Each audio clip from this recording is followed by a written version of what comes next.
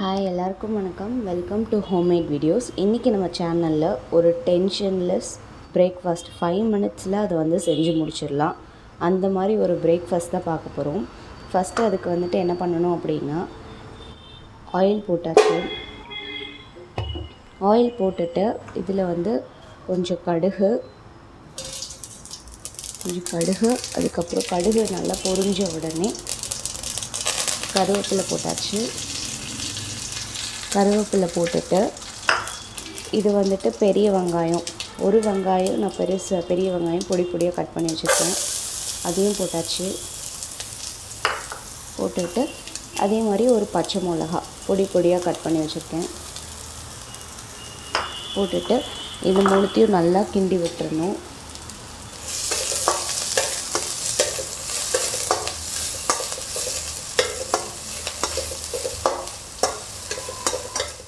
இப்போது வெங்காயம் பச்சை மிளகாவை நல்லா கிண்டி விட்டாச்சு. அதுக்கப்புறமா ஒரு 1/4 டீஸ்பூன் மஞ்சள் தூள், அதுக்கப்புறம் உப்பு சேர்த்துடலாம். ஒரு தேவையான அளவு உப்பு, நான் வந்துட்டு ஒரு 1/2 டீஸ்பூன் உப்பு சேர்க்குறேன். அதுக்கப்புறமா கொஞ்சமாக பெருங்காயம் போட்டுக்கலாம். பெருங்காயம் போட்டாச்சு. இப்போ எல்லாத்தையும் நல்லா கிண்டி விட்டுடலாம்.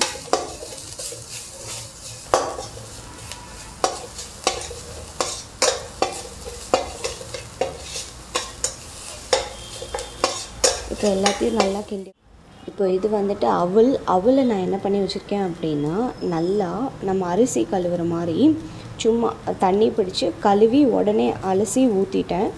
அதில் இருக்க அழுக்கு ஏதாவது இருந்தால் மட்டும் போகிற மாதிரி, ஆனால் ஊற வைக்கலை. இந்த மாதிரி உதிரியாக ஆயிரும், நல்லா சாஃப்டாக. இதை வந்துட்டு என்ன பண்ண போகிறேன் அப்படின்னா, நம்ம வெங்காயம் பச்சை மிளகாய் எல்லாம் போட்டு வதக்கி வச்சுருக்கிறதுல போட்டு கிளற போகிறேன். வந்துட்டு அவலை இதில் நம்ம சேர்த்தாச்சு. இப்போது எல்லாத்தையும் ஒரு கிளறி விட்டுடலாம்.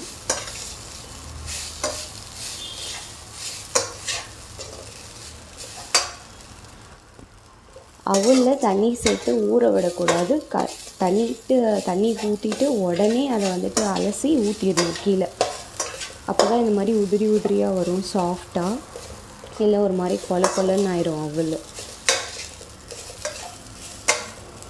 எல்லாம் நம்ம பரட்டி வச்சுருந்தது எல்லாமே நல்லா எல்லா சைடும் ஸ்ப்ரெட் ஆகிற மாதிரி நல்லா கிண்டி விட்டுறணும். இப்போது இதை ஃபுல்லாக நம்ம நல்லா கிளறி விட்டாச்சு. இதுக்கப்புறம் என்ன அப்படின்னா, இதுதான் ஃபைனல் ஸ்டெப். நான் இங்கே என்ன வச்சுருக்கேன் அப்படின்னா, கார வேர்க்கடலை வச்சுருக்கேன். நீங்கள் வேணும்னா நார்மல் வேர்க்கடலையை எண்ணெயில் வறுத்து சேர்த்துக்கலாம். வீட்டில் கார வேர்க்கடலை இருந்துச்சு, அதனால் நான் கார வேர்க்கடலை யூஸ் பண்ணிக்கிட்டேன். மற்றபடி இல்லாதப்போ நார்மல் வேர்க்கடலையை வந்துட்டு எண்ணெயில் வறுத்து இப்படி சேர்த்துருவேன். வந்துட்டு ஒரு கிளறி விட்டுட்டு நம்ம வந்து ஸ்டவ்வை ஆஃப் பண்ணிடலாம். அவ்வளோதான் நம்மளோட பிரேக்ஃபாஸ்ட் ரெடி ஆயிடுச்சு. 5 மினிட்ஸ் கூட ஆயிருக்காது இது செய்ய. அவ்வளோதான். வேணும்னா இதில் வந்துட்டு நீங்கள் லெமன் பிழிஞ்சு விட்டுக்கலாம். கொஞ்சம் புளிப்பு ஃப்ளேவர் பிடிக்கும் அப்படின்னா லெமன் பிழிஞ்சு விட்டுக்கலாம்.